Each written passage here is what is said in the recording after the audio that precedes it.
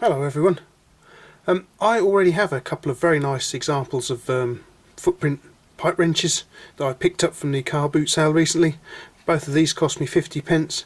This one is 7" and this one by my measure is a 5.5". So I've been out looking again for a 9" or 12" set of these things, and the other Sunday I managed to get hold of this recently retired example of a 9". This one was originally the property of a gas company, SM gas company. It's got stamped in the handle just here, and it just had a really hard life because it's been beaten to hell. It's got a flattened out just here, it's been beaten just here, so someone has used it as a chisel or whatever. It's got teeth missing off of it. As you can see, the pivot pin is completely missing. If you have a look over this side, you can actually see, if you just look closely, you could see that the threads have been completely stripped out of here. Yeah, so what I'm going to try and do with this is I want to try and bring it up to almost new, shall we say.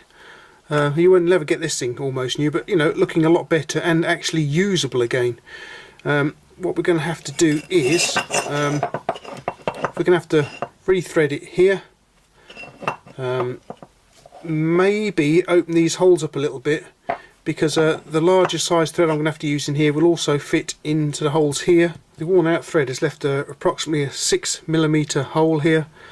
I've got a 1/4 BSF tap here, which requires a 5.3mm hole, so it's a little bit big for that. So I might have to move up to 5/16 BSF or even an M7 7mm thread here. Anyway, whichever thread I use to cut the hole, I'm going to have to open these holes out here, because as you can see, the tap is not going to go through them. So these are going to need to be opened a little bit as well for clearance for the new pivot pin. I've got a fair amount of cleaning up that needs doing on this. I mean, it's covered in paint just here. It's been bashed on the end just here a little bit. There's a burr on the screwdriver stroke pry bar end of things. But other than that, it's not too bad really.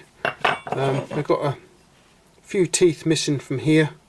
It's been, as you can see, really bashed just here. Someone's hit it with a hammer quite a few times, because it's actually squared it off and it has lost its normal radius finish just here. You can see it's round at this end of things, but squared off here because someone's given it a right good bashing. Okay, so first of all, I think we're going to have to get rid of this paint off of here. There's a bit of paint on there, and I think there's a little bit of paint inside as well. So we'll have to just get the wire brush on it, get the paint off of it. After which I'm going to have to get the rust off of it, so we'll dip it into a vinegar bath for that. But first of all, let's get that paint off, shall we?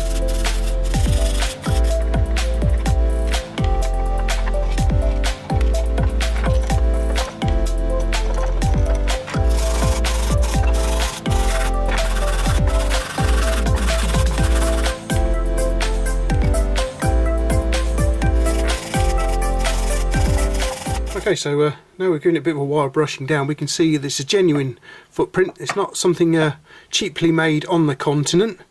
We've got footprint there. We've got the footprint made in England, and very almost still there, but you can't quite make it out. It is made in England footprint, and a little footprint logo there too. And as I say, we have a SM gas company just there, and that's about it really. Oh, and there's a 709, I think that is 708, something like that, just there. Now, when I picked this out of the box, that's the stall I bought it from, I offered the guy £1, and he said, yeah, okay. So I gave him the £1, and as soon as he took the £1, he goes, yep, that's some high quality crap you got there then. Well, you know, I think hopefully with a little TLC, we can bring this thing back up into back to usable condition again, I think, you know, so it can enjoy its retirement properly. Alright guys, so I think what we better do next is get it into the vinegar bath and get some of this rust off of here. Just before the wrench goes in the vinegar bath, I'm going to use this 7mm tap that I borrowed from work to cut myself a new thread in this hole here.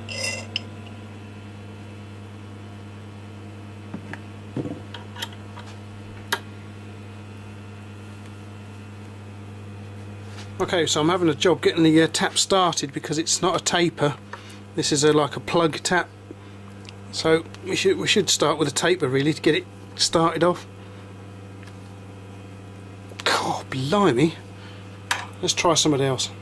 Right, so I have a taper here. You can see the difference in the two taps. Right, let's give this one a go. So this hopefully will start it cutting for us. Make the hole a bit bigger and get it in there with any luck. God, blimey, this is very hard metal. God, wow.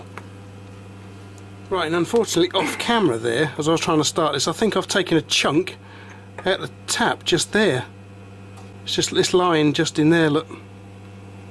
So I don't know if we can actually get this one going, can we? Is it going to break the tap even more, probably? Give it a go. Wow, this is proving to be quite tough.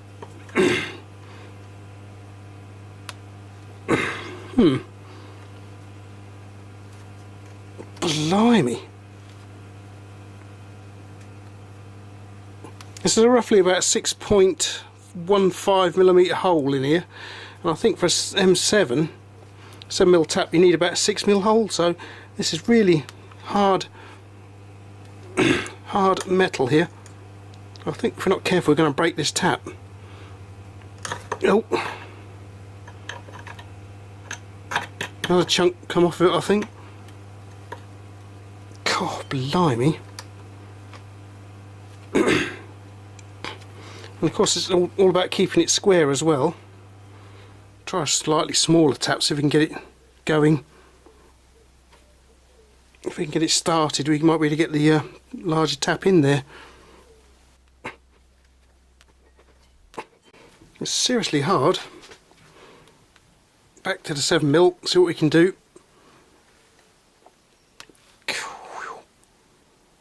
Hopefully get a drop of oil on there. Right in.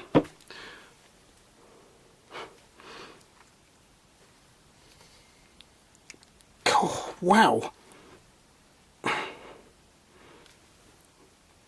This is taking some doing.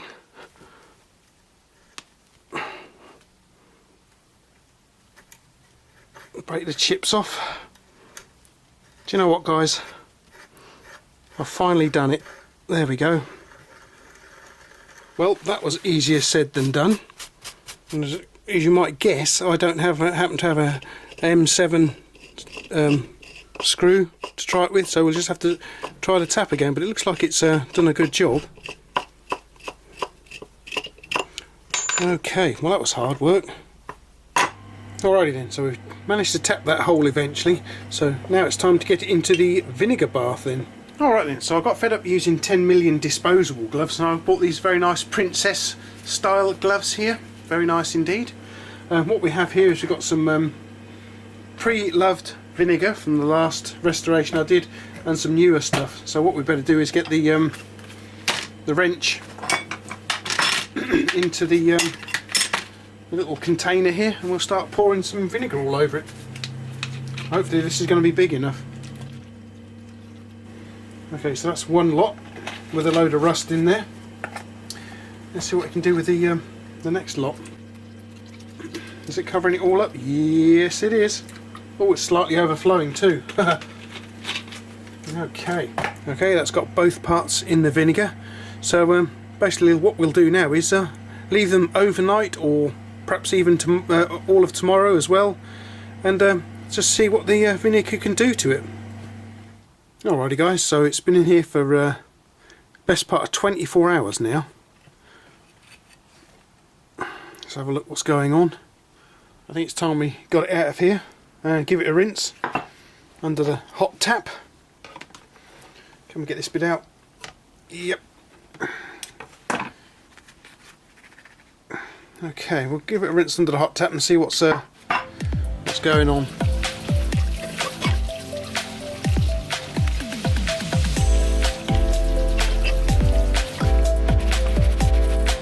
There's still a bit of muck left on here, guys. Wow, look at that. Filthy. Have to get some degreaser onto this, I think.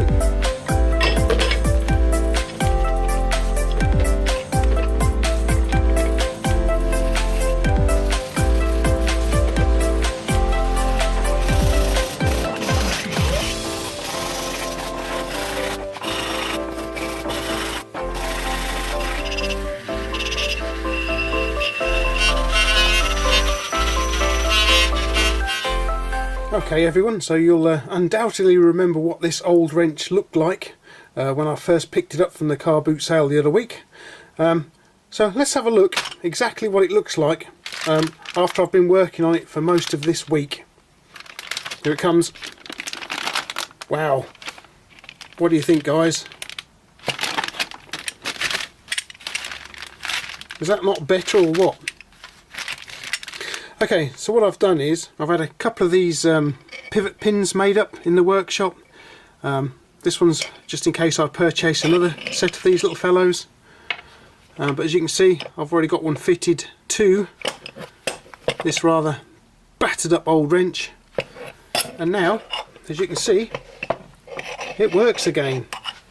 So despite what the guy said on the stall when I bought this, that's a very high quality bunch of crap you got there. Well, no, I haven't actually. I've got a perfectly good working 9-inch footprint wrench. Again, I've tried to get that antique finish to it like I did on the 5.5-inch version I've got.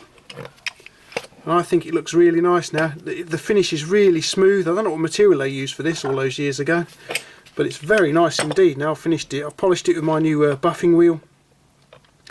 And look at it, a new lease of life, guys. I've got several hours of work into this little fellow now.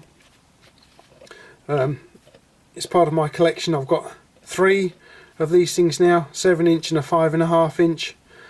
I'm going to be using this to replace some tools in my toolbox which I don't like, namely these 2 things here. And I'm off to the boot sale tomorrow morning to see if I can find either another 9-inch set of these or a 12-inch, which would be preferable. I'd like a 12-inch set if I can get some, really, guys. What I'm going to do is I'm going to do a separate review on all 3 of these, so you know, trying to find out exactly what they can and can't do. So keep an eye out for that one. So there we have it, the really beaten up old 9-inch footprint wrench. What I've done is I've left a lot of the damage to it, like at the top here for instance, where you can see it's actually taken quite a beating. I left that there as part of the tool's story. I have filed a little bit off of here to smooth that down a little bit, taken some of the burrs off of it, you know, where it was hammered just here as well. And I've cleaned up the screwdriver stroke pry bar end of it a little bit. But I've left a lot of the history on it because, you know, this thing can tell a story. And a very interesting story at that. It's had quite a hard life working for SM Gas Co. during its, during its time there. Okay then, guys. I hope you enjoyed this renovation, turning this from high quality crap into a very useful tool. And as I say, I will be doing a review on this and the other 2 footprint wrenches I've got, so you can see, you'll be able to see exactly what they can do. Yeah. Well, basically, thanks for watching and thanks for popping over, and I hope you'll pop over again, guys. Catch ya laters! Oh.